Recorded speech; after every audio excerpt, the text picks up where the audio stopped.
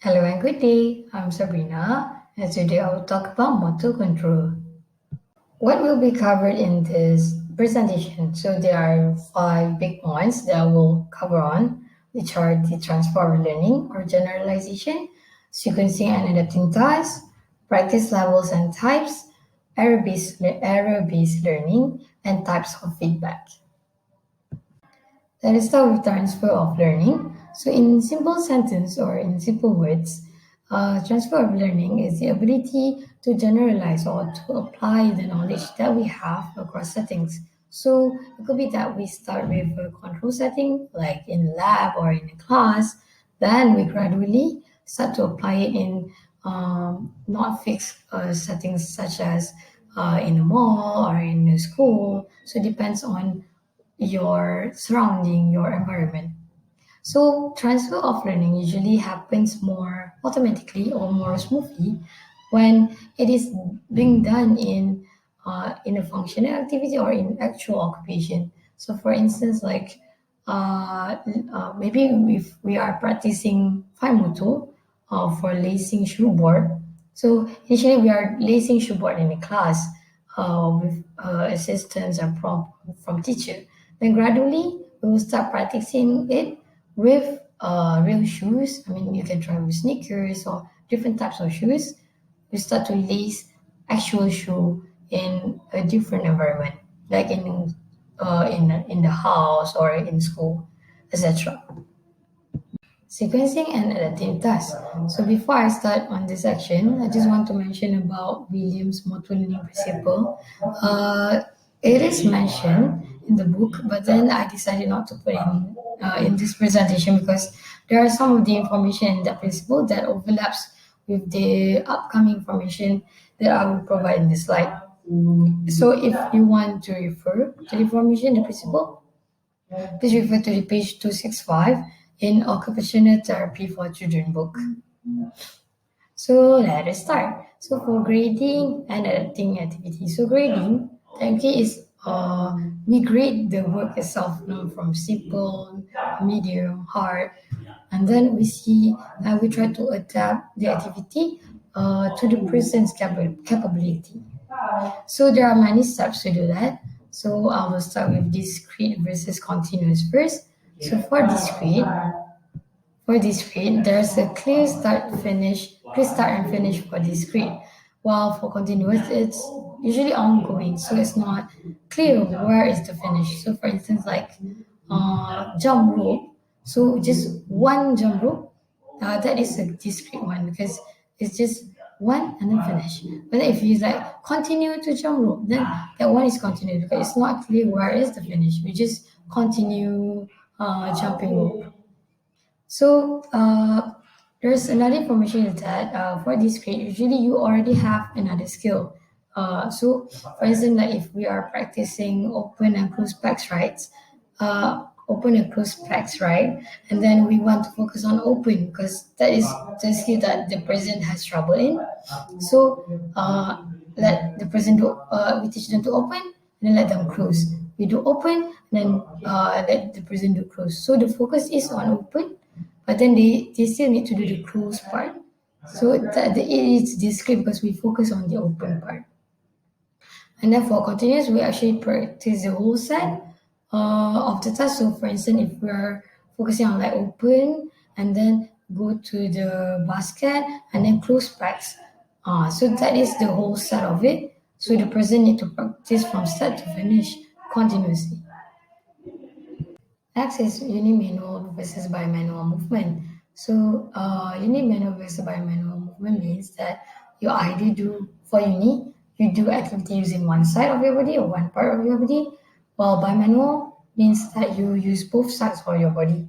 So for instance, like for unimanual, maybe you just want the person to transfer blocks with one hand, so from right to left, but you are still doing using right hand only.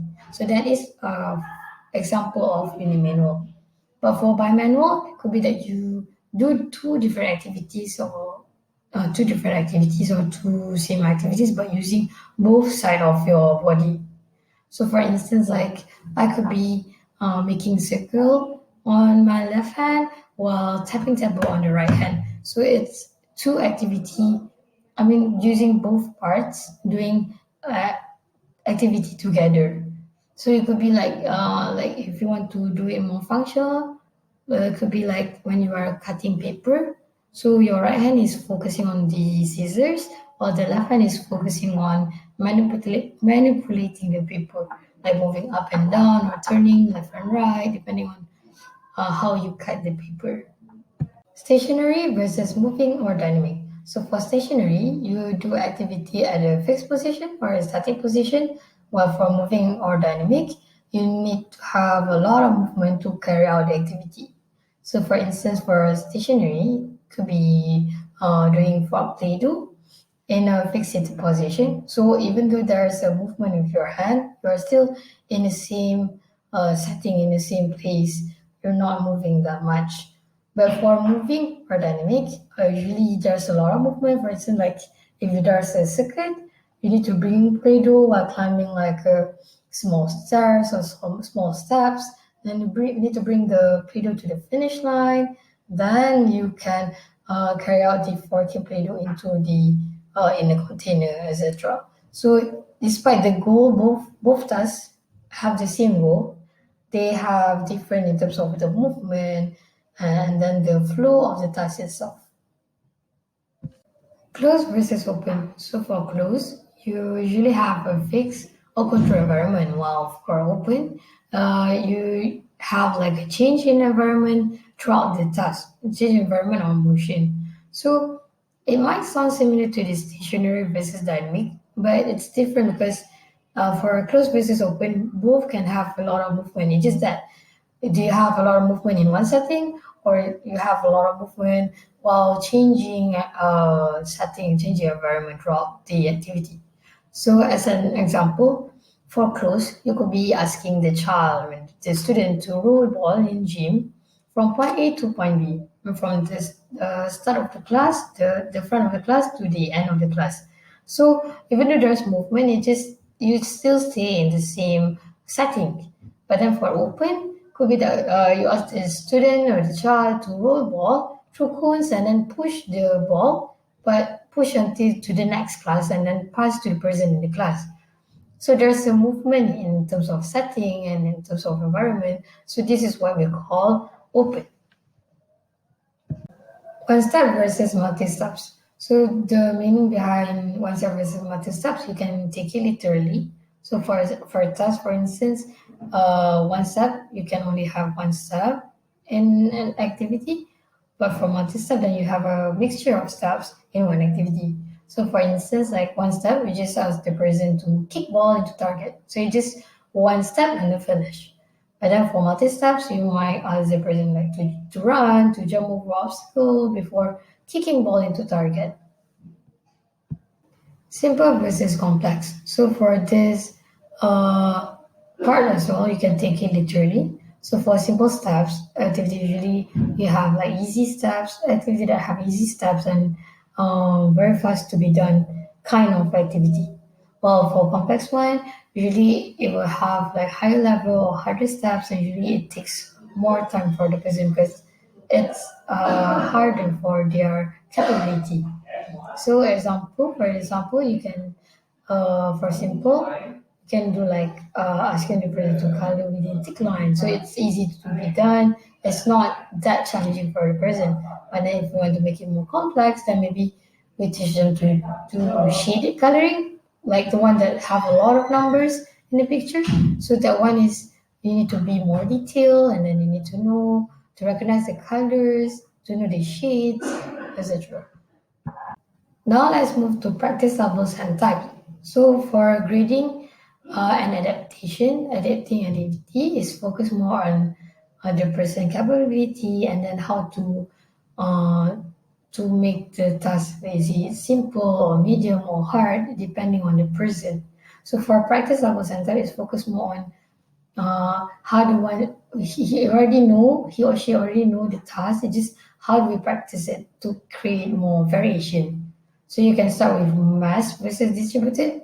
So for mass, you'll see more practice than rest time, while distributed, the rest is greater than the trials. So, for instance, like if you want to teach your person to jump through hula hoops, so maybe the aim for that day is to jump through hula hoops 12 times.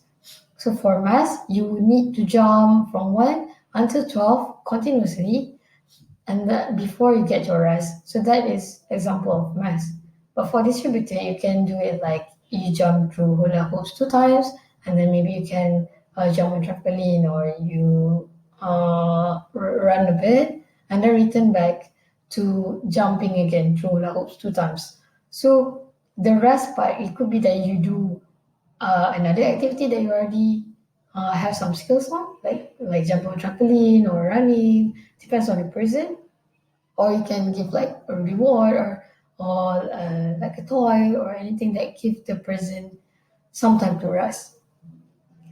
For variable or random practice, the general idea is to create variation. So it could be that you have the same goal, you repeat same pattern, but you made some small changes here and there. So for example, like if your goal is to teach the individual to jump over a drain or jump over a hole so that to avoid danger, right?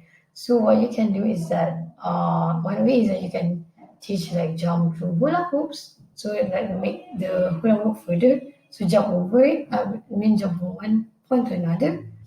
Or you can also make like put an obstacle in the middle and then let the person jump. So the goal is still the same, but then we add some variation. So the third type of practice that you can do is mental practice. So for this part, you need to be aware if the person can do imagine if the person can imagine. For example, like people with autism, they have some trouble or they find it challenging to imagine. So for that kind of person, don't do that. So be aware of your child's capability. So mental practice is good because you can practice the activity in your head without carrying out the action. So it will be helpful in terms of uh, improving your performance, making it more effective, especially for the timing and coordination part. Error-based learning, just like the name itself, error-based. So you need to let the child, let the person to make mistake because in order for the person to learn, they need to make mistake and then try to like figure out how to undo the mistake. So the experience itself will be helpful for the person. So for instance, trading board, right? Usually there's a pattern, right, for trading board. So we can correct them every time, like before they make mistake. But there's another way is to let them go through the pattern, and then when they make some mistake, usually the thread will start to tangle and then stuck. So let's see if they can realize, oh, that is wrong. If the person doesn't realize that, oh, this is wrong, you need to pull it out again. So maybe you need to clarify to them and then make it clear to them that this is wrong. See, this happened, so you need to go through this one, so this mistake won't happen. So, because the comprehension level, I mean, the understanding level for each child is different. So, you need to make sure that the person really understands the mistake part and the learning part.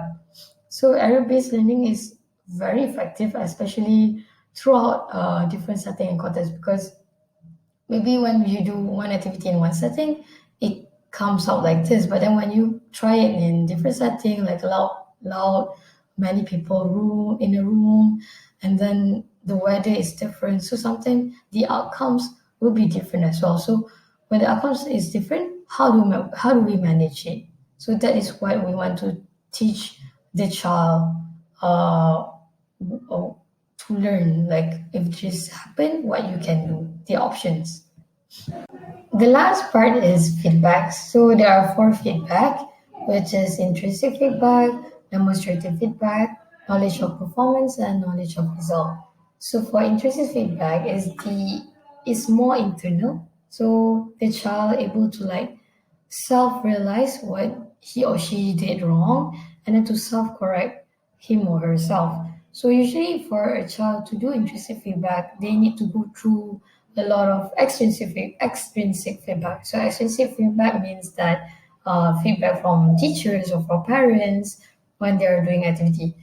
So they understand what is wrong and how to correct them. For demonstrative feedback, it's more to modeling.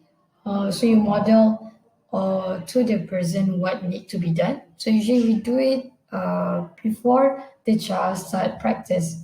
So when you're demonstrating an activity or a task, it is best not to pair with verbal because when you pair like actions and verbal together, there's too much information to process, so it might not go through the person well. So it will be harder for them to understand what that needs to be done. So for knowledge of performance, you focus on giving feedback of what the person has done and what can be corrected, things like that. So for instance, like if the person is doing writing, so maybe you can mention to them, oh, your pressure is not strong, it's lacking. So what you can do is to put more pressure on your wrist instead of putting more pressure from your shoulder. So highlight what is wrong and then what highlight how can you correct it, especially like physically, how can you correct it? And then the last type of feedback is knowledge of results. So this one, just focus on the last part, I mean the final part. So it could be like if you're doing motor imitation, clap hand.